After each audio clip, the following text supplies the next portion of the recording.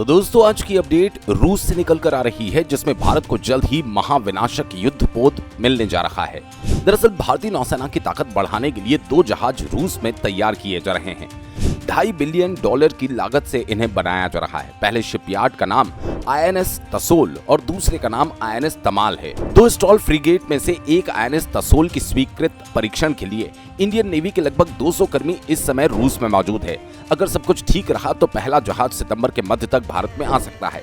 वहीं the print में छपी रिपोर्ट के अनुसार ये कहा गया कि दूसरा युद्धपोत अगले साल की शुरुआत में भारत को सौंपा जा सकता है।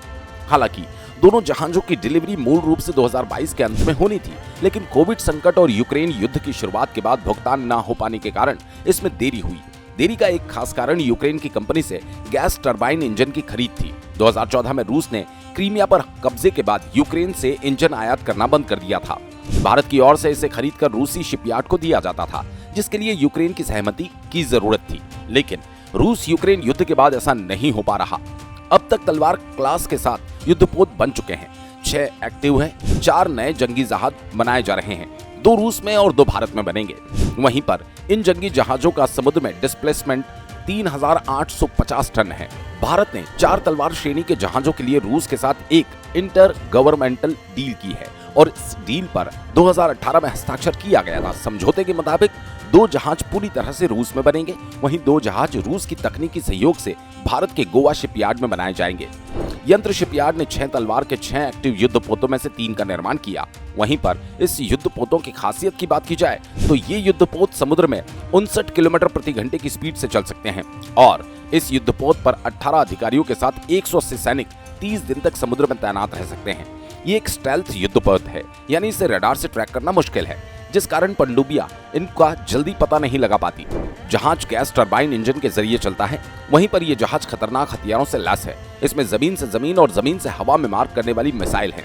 पनडुब्बी को खत्म करने के लिए इसमें टॉर्पीडो ट्यूब भी लगी हुई है। जिस तरह से चीन अपनी सैन्य ताकत को लगातार इंक्रीज कर रहा है, ऐसे में भारत को अपनी समुद्री ताकत को और भी ज्यादा बढ़ाने की जरूरत है और इसमें भारत की बढ़ चढ़कर सहायता हर बार की तरह रूस कर रहा है।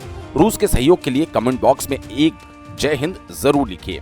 हमारी अगली अपडेट जीडीपी को लेकर संयुक्त राष्ट्र की तरफ से एक रिपोर्ट पब्लिश की गई। उसी को लेकर संयुक्त राष्ट्र की रिपोर्ट ने दावा किया कि भारत सबसे तेजी से बढ़ती अर्थव्यवस्था के रूप में शीर्ष स्थान पर बरकरार है। रिपोर्ट में कहा गया कि पिछले वित्त वर्ष में भारत की अर्थव्यवस्था में 8.8% की वृद्धि हुई, जो जनवरी के 9% के पूर्ण अनुमान से थोड़ा कम है। यानी कि जनवरी में संयुक्त राष्ट्र ने अनुमान लगाया था कि भारत की जीडीपी 9% के दर से ग्रो करेगी, लेकिन थोड़ा सा कम 8.8% की दर से यह ग्रो की है। संयुक्त राष्ट्र के अनुसार चालू वित्त वर्ष के लिए आर्थिक विकास दर 6.4% रहने के अनुमान के साथ भारत सबसे तेजी से बढ़ने वाली प्रमुख अर्थव्यवस्था होगा। संयुक्त राष्ट्र की वैश्विक आर्थिक निगरानी शाखा के प्रमुख ने बुधवार को world economic situation and prospect यानी कि WESP की मध्य वर्ष की रिपोर्ट जारी होने पर कहा, हम उम्मीद करते हैं कि अगले साल निकट अवधि में 2 साल भारतीय रिकवरी मजबूत रहेगी। रिपोर्ट के अनुसार भारत की ग्रोथ वैश्विक विकास दर के विपरीत है, जो इस वर्ष और अगले वर्ष 3.1% पर है, लेकिन भारत इसमें भी 6.4% की रेट से ग्रो करेगा।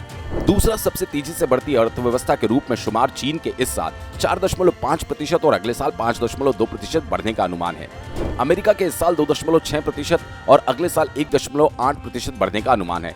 यानी कि अभी भी भारत की जीडीपी दुनिया के बाकी देशों से काफी तेज रफ्तार से ग्रो कर रही है, जो कि भारत की इकोनॉमी के लिए काफी अच्छी खबर है। वहीं पर इस रिपोर्ट से काफी इन्वेस्टर भारत में इन्वेस्ट भी करेंगे, जिससे भारत को आने वाले समय में और भी फायदा होगा।